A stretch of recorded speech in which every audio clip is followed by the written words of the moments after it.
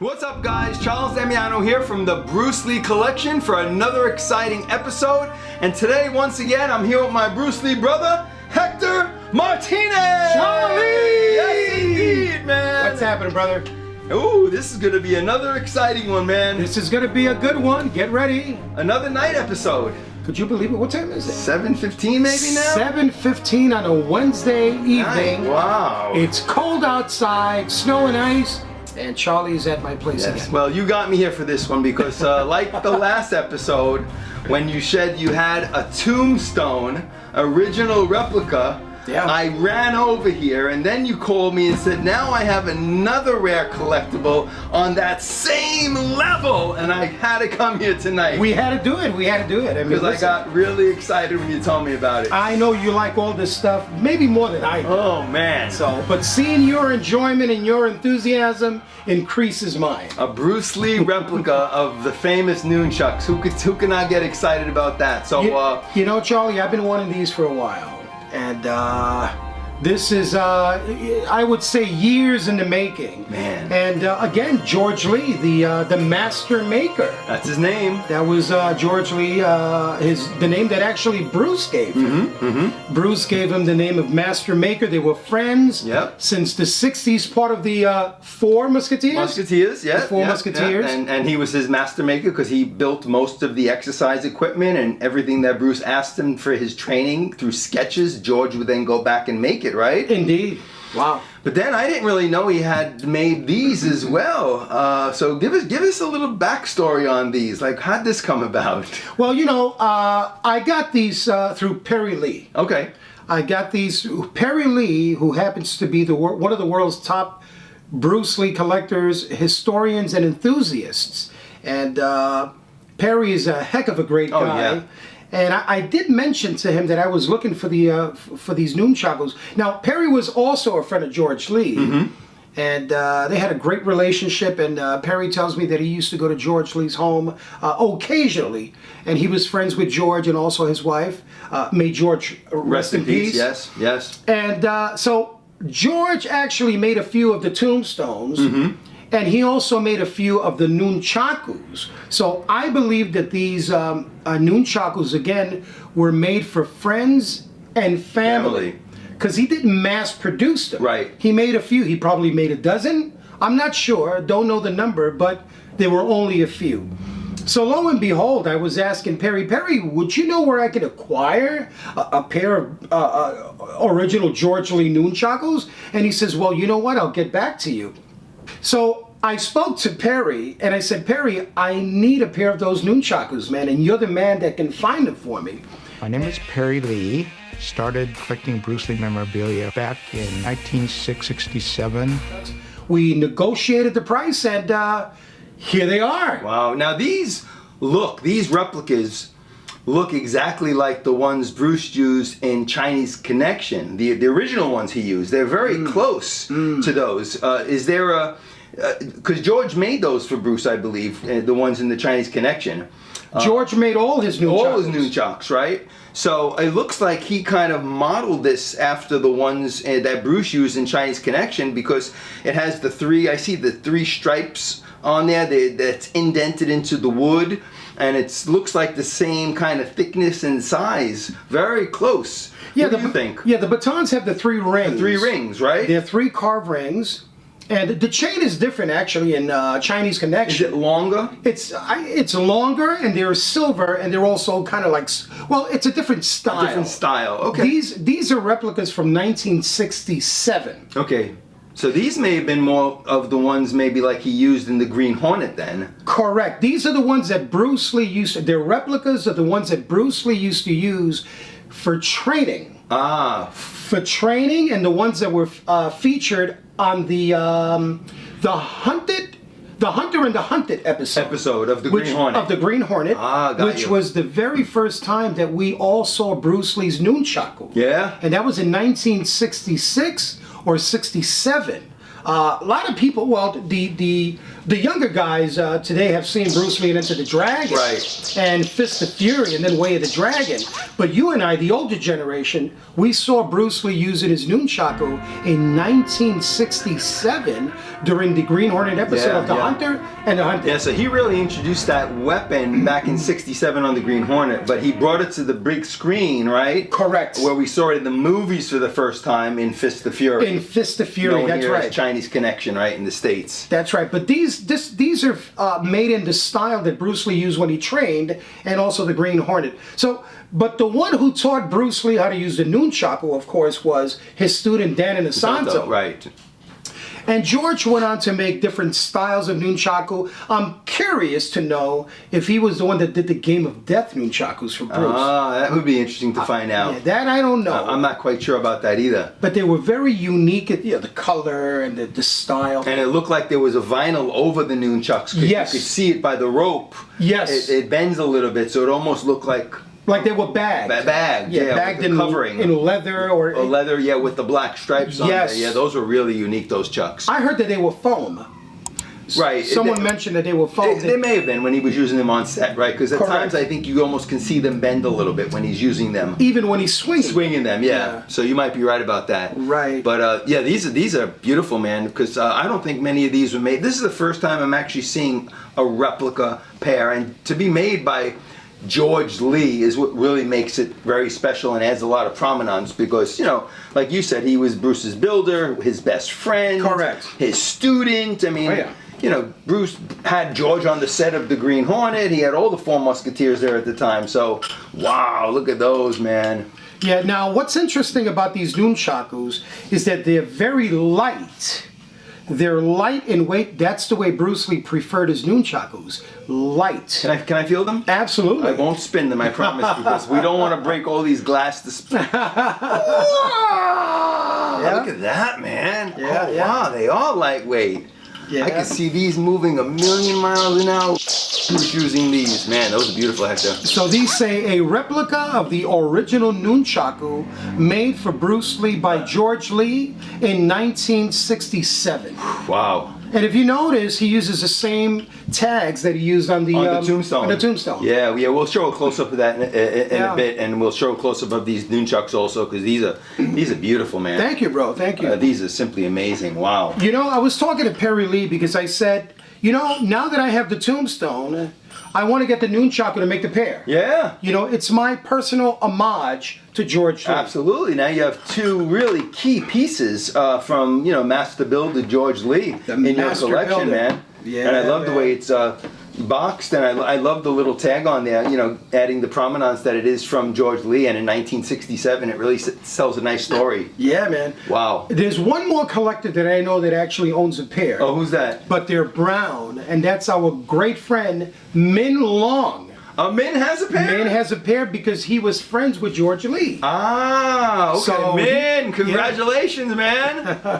He's got photos with George and his wife at their home. Yeah. Oh, wow. And also the day that he purchased the nunchaku. I think I've seen some of those photos that he posted of those. Wow, that's Yeah. amazing. That's amazing. So this was a really, really, it was worth the drive, man, and more. I would have come out even if we got those 20 inches of snow. Thank God it all melted. But, You know what? You're actually speaking the truth. I know you do it, Charlie. Yes. But So- yeah, I mean, it's you know, the thing is this, Charlie. I wanted to start the new year with something special. Yeah. So I said to myself, you know, I'm getting older. I'm not going to start collecting toys, bobbleheads, and games and things like that. It's those days are over. Yeah, you know, same here, we're man. we're not 20 and 30 Yeah, anymore. same here. So if I'm going to invest, I'm going to invest in something of quality, something with originality, Yeah. something that you can trace dragon history. Absolutely. And that's what this is. Yeah. Yeah, I'm with you. When you called me, you know, towards the end of the year, and you said, this year, Charlie's going to be a special year for me because I'm going to add some stuff in my collection, and it's going to be all quality this time around, which was great. I got excited because I know you find those pieces, and you found two right off the bat, the Tombstone and now the Nunchuck. So Yeah. you definitely upped the level of your collection with these two pieces. Thank you, brother. It's a joy. It's a joy to own. It's a joy to share with other enthusiasts, Yep. collectors, and Bruce Lee connoisseurs. And just it's just nice to have it. Yeah, no, it's beautiful. You know? It's beautiful. So now, what's this other piece? I know you wanted to do something kind of father and son, so I'm assuming this is something related to now Brandon Lee a little bit. Yes, sir. We wanted to do father and son. And, you know, The Crow is very dear to me. I always say that. I always say it's not my favorite Brandon Lee film, but it's dear to me because it was his last movie. I thought he did a terrific performance in the film. And I went to see The Crow with my beloved mother. Wow. So it's it's so many memories about seeing The Crow. Yeah. Brandon's last movie. I went to the movies to see with my mother to see it. So a lot of emotion starts stirring up. You know, a lot of feelings. During The Crow at the end, there's a wonderful song that plays dedicated to Brandon and Eliza, his fiancée. Mm-hmm. And the movie was dedicated, of course, to Brandon and Eliza, while the song It Can't Rain All the Time played in the background. Love that one, yeah. And that song is by Jane Seabury. Yes. Her name is Jane Seabury, and she's a folk artist. Okay. She plays pop and folk. That's her style of music. But she wrote It Can't Rain All the Time, not for The Crow. She actually wrote it earlier, but it was chosen for The Crow because it was appropriate. And without further ado, this here is very special to me, Charlie, because these are handwritten lyrics by Jane Seabury. Wow. For It Can't Rain All the Time. So that's an original writing. That's her handwriting. It's not a copy. It's not a copy. The original handwritten lyrics. Correct. To "It Can't Rain All the Time." Yes. For the movie. Well, not originally for The Crow, but it was. But it ended up used being in the film. for the film. That's correct. And it's She has some nice handwriting there. yeah, very unique. Very unique, and I love the way she put it off in those paragraphs. Yes, sir. So she wrote it in black ink, and then she signed it in silver ink. Oh, I see it down there. Look at that on the side. Jane yeah. Seabury, very unique signature. Wow. Now, where'd you find this? That's a very unique piece. I've never even known this existed. You know, Charlie, when you love something, you really don't. I don't go looking for it. It comes to me. Falls on your lap. I mean, it's really. yeah. I don't say it boasting. It's just that, like when you think about something, the Nunchucks. I was at the right place at the right time. So this came to me. It's just something that just happened, you know. And I got this through a guy who collects songs. Oh, okay. He's got original songs, and he had this in his collection. He had that one to collect. Wow. Yeah. So It Can't Rain. It's a haunting song. It's very haunting, but at the same time, it's beautiful. Yeah. And it's sad. Yeah. It's memorable because throughout the film, Brandon was supposed to be a member of a group called Hangman's Joke. Yeah. And the way he would communicate with little Sarah, the girl with the skateboard, played by Rochelle Davis, who you've met, who's really cool. Yes. So the way Brandon communicated with her was through that song "It Can't Rain All the Time." Yeah. So as she's listening to the album, it skips.